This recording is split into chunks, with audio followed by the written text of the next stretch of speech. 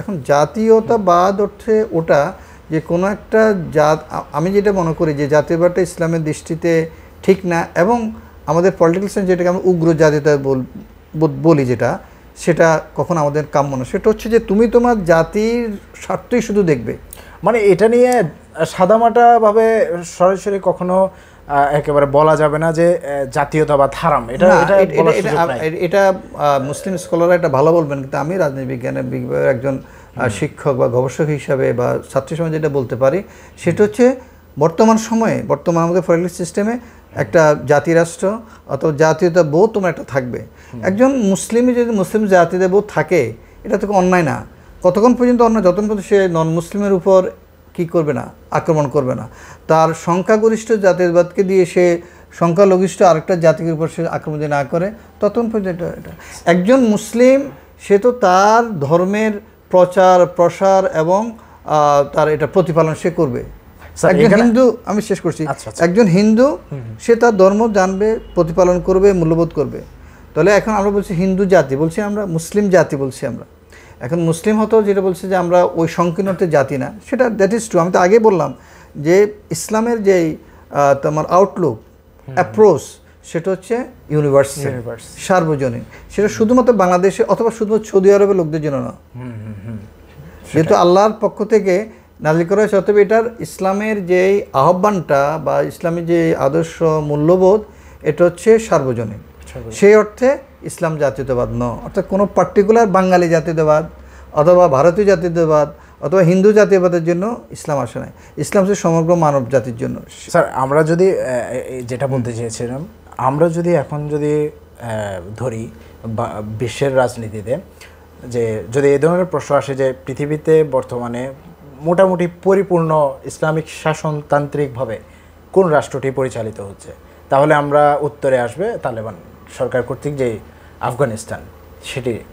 তো আমি যদি বলি যে স্যার তারা ইসলামী রাষ্ট্রের যে আইনগুলো সেগুলো কিন্তু তারা অ্যাপ্লাই করছে, হ্যাঁ।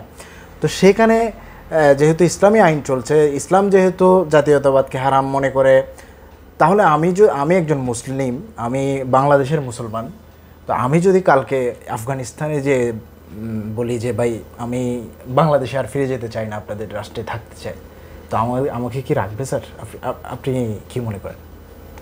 আচ্ছা, প্রথম কথা হচ্ছে আসলে তুমি যেটা বলছো যে এখন আফগানিস্তান যে পরিপূর্ণভাবে একটা ইসলামী রাষ্ট্র, তারা নিজেরাও ঘোষণা দিয়েছে, তারা ঘোষণা দিয়ে যে এখানে তারা ইসলামী রাষ্ট্র করেছে এবং তারা সেটা প্রতিপালনও করার চেষ্টা করছে।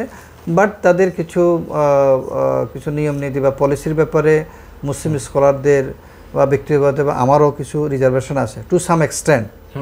বাট অ্যাজ এ হোল সেটা আমিও মনে করি তারা চেষ্টা করছে এবং একটা সময় লাগবে। তার কারণ হচ্ছে যে একটা দীর্ঘ আন্দোলন সংগ্রামের পরে তারা এটা করেছে, তাদের অনেকগুলো বিষয় দেখা হচ্ছে। কিন্তু ইসলাম যে অনেক লিবারেল বা ইউনিভার্সাল অথবা চেঞ্জিং সোসাইটি বা চেঞ্জিং এনভায়রনমেন্টে যে ইসলাম খাপ খাওয়াইতে পারে, সেই বিষয়গুলো কোনো কোনো ক্ষেত্রে আমি এটা কমতি দেখছি। হয়তো সময়ের ব্যবধানে সেটা হয়তো ঠিক হয়ে যাবে, তখন আমরা এটা বলতে পারি। এক নাম্বার কথা। নাম্বার টু যেটা, সেটা হচ্ছে তুমি যদি চলে যাও তাহলে তোমাকে সেটা রাখবে কিনা। তার কারণ হ্যাঁ, তুমি যদি সেখানে পলিটিক্যাল শেল্টার চাও, তুমি যদি হ্যাঁ বলে, তুমি যেটা অন্যান্য ইউরোপিয়ান কান্ট্রিকে করছে, তুমি যদি মনে করো বাংলাদেশে আমাকে তালেবান হিসাবে অথবা বাংলাদেশে আমি তালেবানের সমর্থক হিসাবে অথবা আফগানিস্তানের সমর্থক হিসাবে তারা আমাকে ট্রিট করে আমাকে চরমভাবে তারা শাস্তি দিতে চাচ্ছে, অথবা আমার জীবন রক্ষার্থে আমি চলে আসছি, এটা যদি হয় তাহলে বর্তমান আন্তর্জাতিক নিয়মও তারা কিন্তু কুফফার রাষ্ট্রগুলো রাখছে।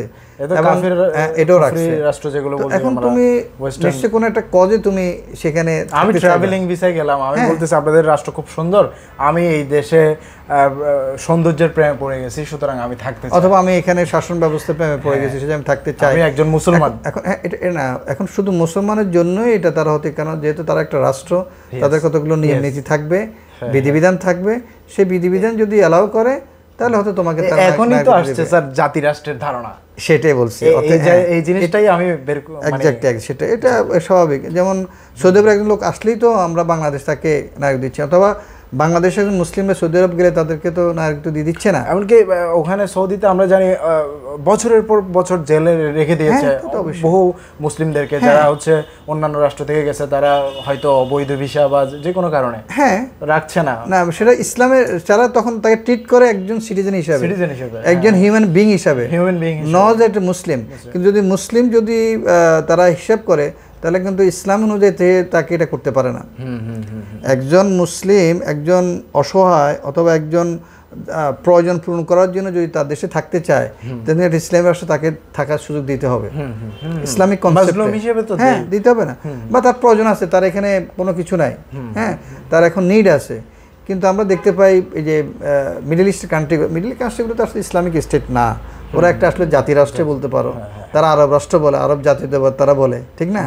অতএব আসলে এগুলো আমি যেটা বললাম সেটা থিওরিটিক্যালি আমরা হয়তো ভিন্ন ভিন্ন অ্যানালাইসিস করি, কিন্তু বাস্তবতা যেটা সেটা হচ্ছে আসলে জাতিরাষ্ট্র অথবা জাতীয়তা বোধ, এবং সেটা টেরিটোরিয়াল হতে পারে, সেটা ল্যাঙ্গুইস্টিক হতে পারে, যে কোনোভাবে হতে পারে। এবং এই জাতীয়তাবাদের এই কনসেপ্টটা টেরিটোরিয়াল কনসেপ্টটাই বেশি প্র্যাগমেটিক, অর্থাৎ একটা টেরিটরির মধ্যে আমরা একটা দেশের নাগরিক হিসেবে পরিচিত, কিন্তু সেখানে বিভিন্ন ধরনের মানুষ থাকবে, বিভিন্ন ধর্মের মানুষ থাকবে, কিন্তু ওই রাষ্ট্রের আমরা নাগরিক। আচ্ছা, তুমি মনে করো এই প্রফেট মুহাম্মদ সাল্লাল্লাহু আলাইহি সাল্লামের সময় যেটা আমরা দেখতে পাই, মদিনার সমাজে আমরা যদি বলি সেটা, এখন মদিনার সমাজে সেখানে তো সকল ধর্মের মানে সেটা এখন যদি আমরা জাতি হিসেবে আমরা চেষ্টা করি যে খ্রিস্টান, ইহুদি, মুসলিম এই জাতিগুলো মিলে কিন্তু সেটা কি হচ্ছে একটা মদিনার সমাজে পড়া একটা আরব রাষ্ট্র হয়েছে, ঠিক না? এখন পরবর্তীতে সেখানে তুমি যদি বলো যে এখানে জাতীয়তাবাদ সেখানে আরব জাতীয়তাবাদ প্রতিষ্ঠার জন্য হয় নাই, তার কারণ দেখো দুইটা সময়ের ব্যবধান তোমার চিন্তা করতে হবে। সেখানে জাতি রাষ্ট্র তখন ধারণাটা ওইভাবে আসে নাই, তখন ছিল অন্য সাম্রাজ্য, অথবা আমি যতটুকু আমার ক্যাপচারের